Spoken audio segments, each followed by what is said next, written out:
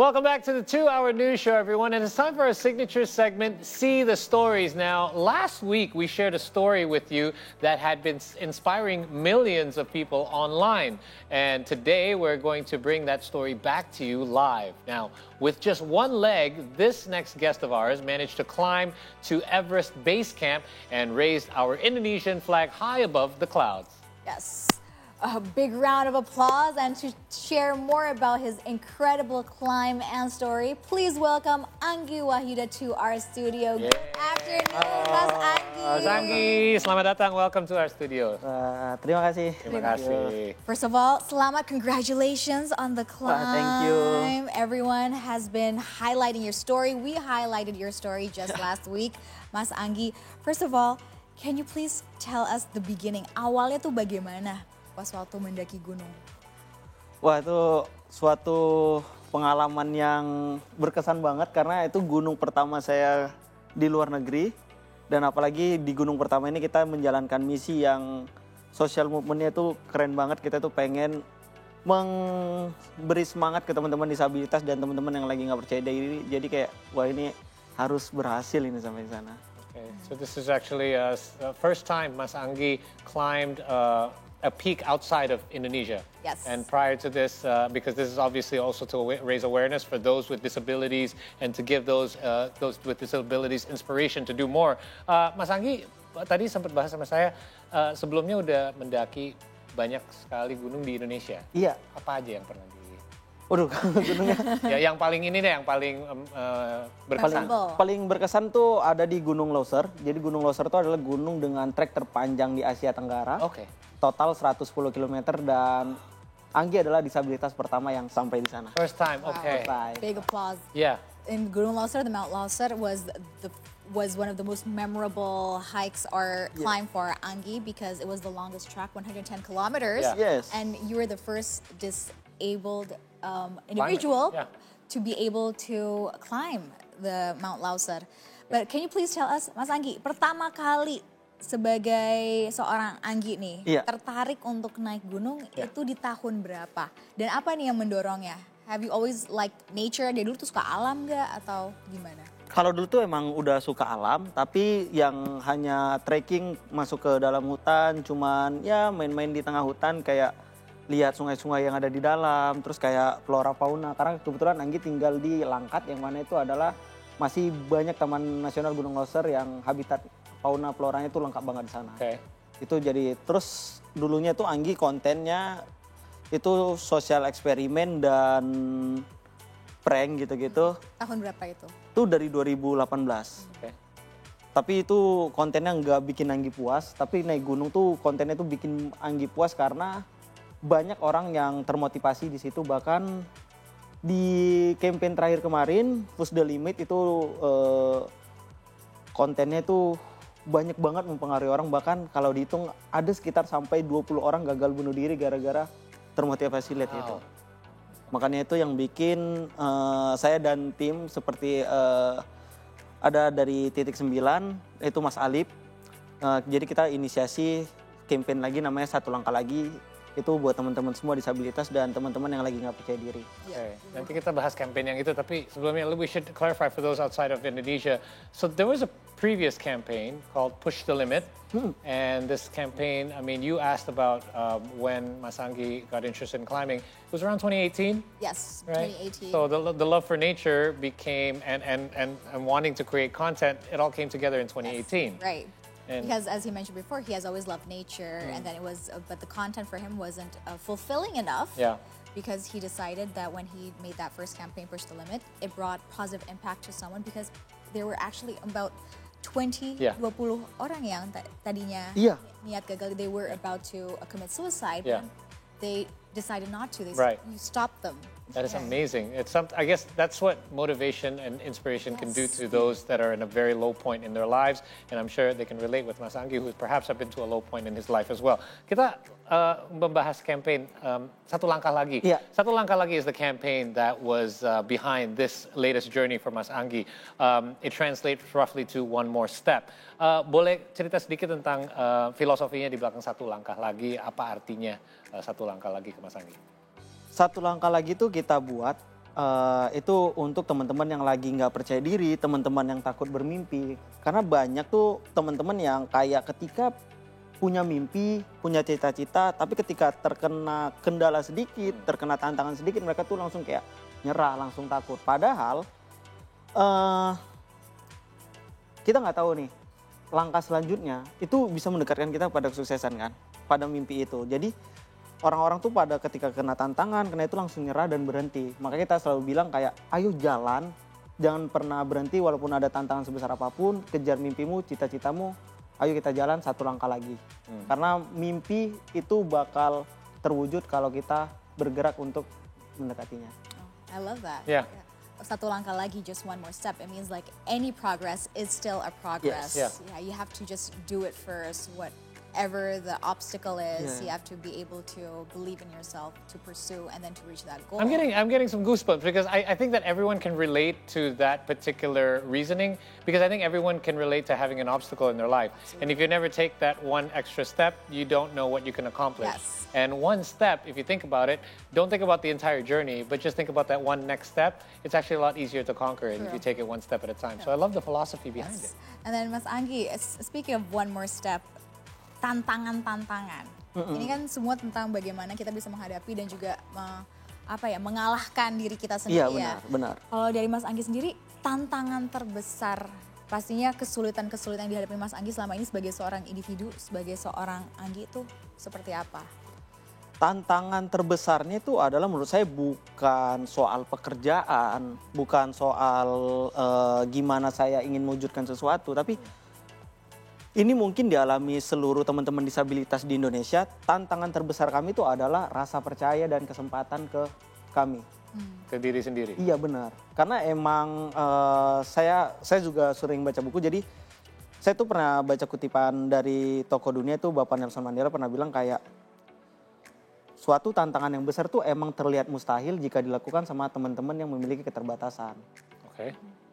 Tapi yang mereka nggak sadar, satu langkah kecil yang mereka lakukan itu mendekatkan mereka pada kesuksesan. Benar.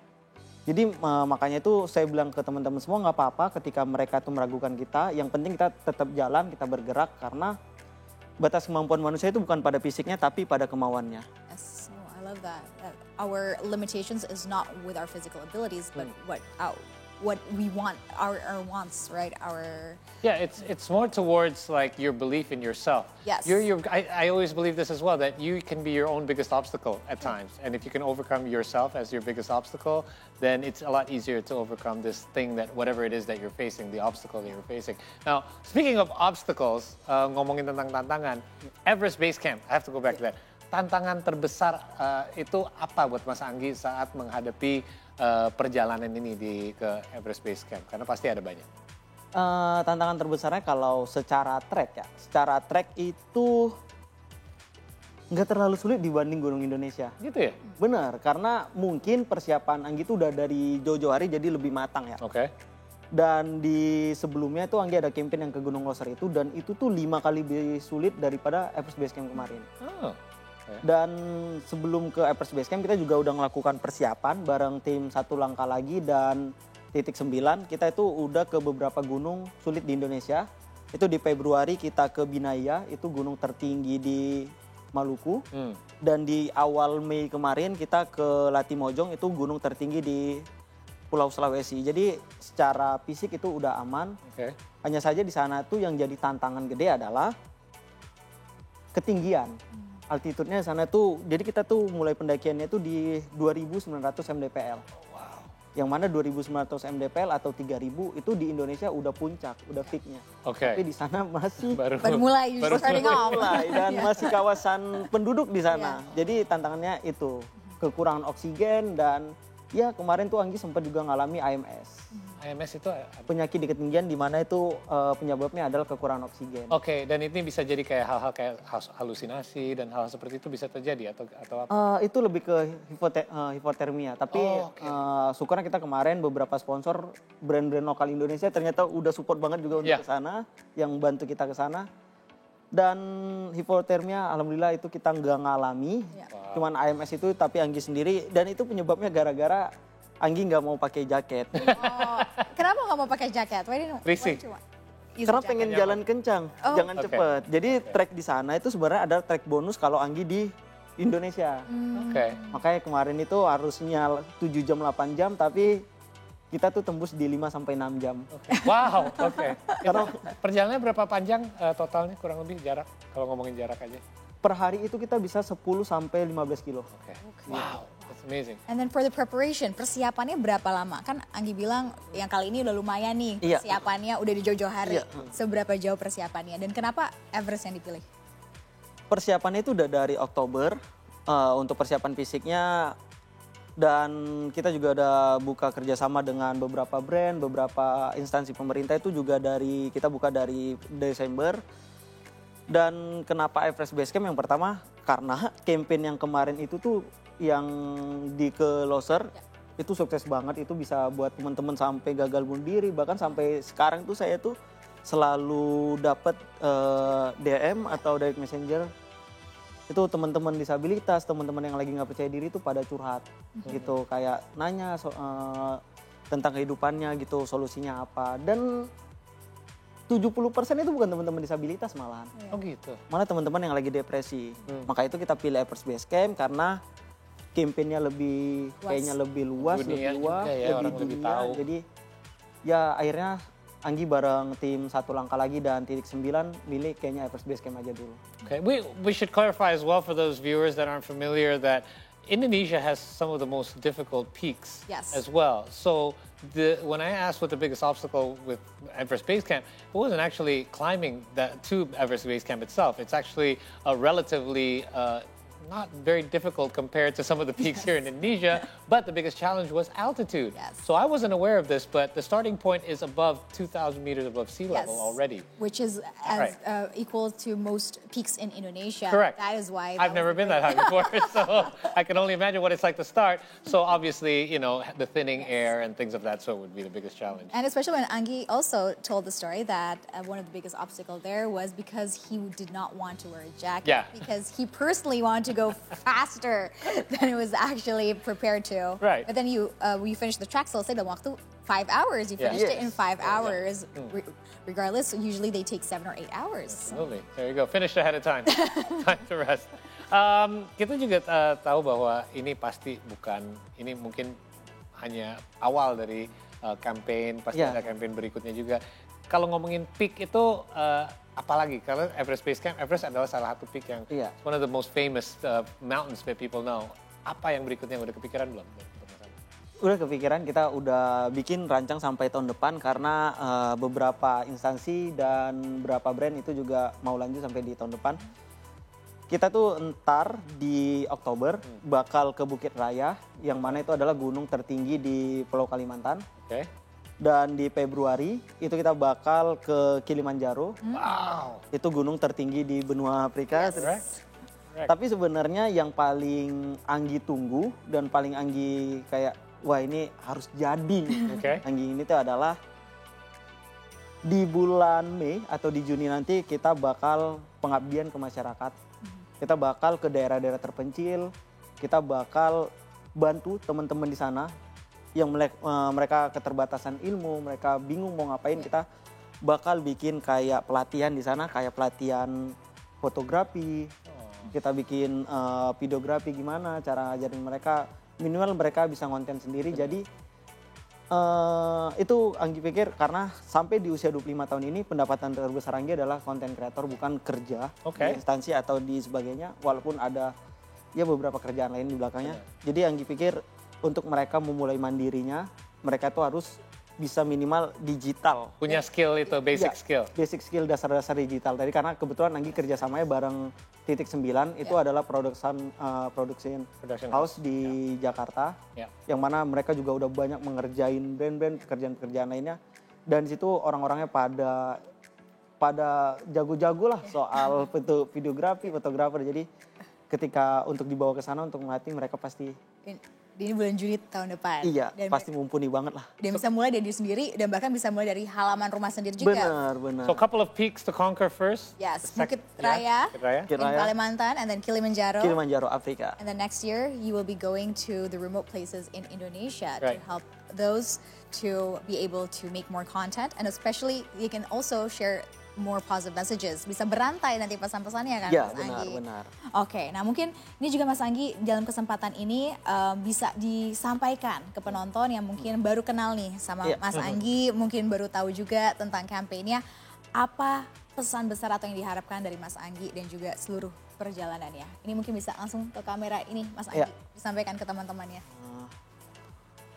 Saya 9 tahun menjadi disabilitas. Dan banyak banget pencapaian yang udah saya dapat. Itu bukan karena saya hebat, bukan karena ada orang-orang besar yang bantu saya di belakang, bukan orang-orang hebat yang bantu saya di belakang, tapi yang bikin saya di tahap ini adalah karena saya selalu mensugesti pikiran saya dengan hal-hal positif, selalu manifesting mimpi-mimpi yang baik. Jadi saya pengen bilang ke teman-teman semua, kita itu adalah apa yang kita pikirkan. Kita bisa menjadi kuat jika berpikir kita itu kuat. Jadi yang bisa bikin saya sampai ke puncak-puncak gunung tertinggi di Indonesia, bisa mencapai banyak tujuan, itu karena saya selalu pikir aku bisa dan aku bakal ke sana. Dan yang pastinya adalah kalau kita berpikir positif, hasilnya itu bakal positif. Nah, orang-orang sekarang tuh terlalu takut untuk bermimpi, jadi mimpinya juga takut untuk datang ke kita. Nice. Well said. Makanya kita bilang ke teman-teman semua, ayo jangan takut, jangan, ya mungkin prosesnya nggak mudah, tapi bukan berarti itu nggak mungkin. Yes, it may be difficult, but it's not impossible. You have to keep on dreaming. Don't be afraid to dream, otherwise the dream will be afraid to come to you. Absolutely. I love that saying. Perfect. Love it. Terima kasih. Ada satu yang saya nggak setuju. One I don't agree with. He said that saya bukan orang hebat, that I'm not a great person. Menurut saya sih Mas Anggi adalah seorang yang sangat hebat. Luar biasa. Thank you. So much. Dan terima kasih. Continue to inspire. Ditunggu untuk semua konten-konten dan juga cerita inspiratif berikutnya. Terima kasih Mas Anggi. Thank you. All right. We're going to take a short break here on the 2-Hour News Show. That was See the Stories, and we hope you found some inspiration just as we did through Mas Anggi's story. Yes, don't go anywhere and stay with us only here on the 2-Hour News Show on See Today.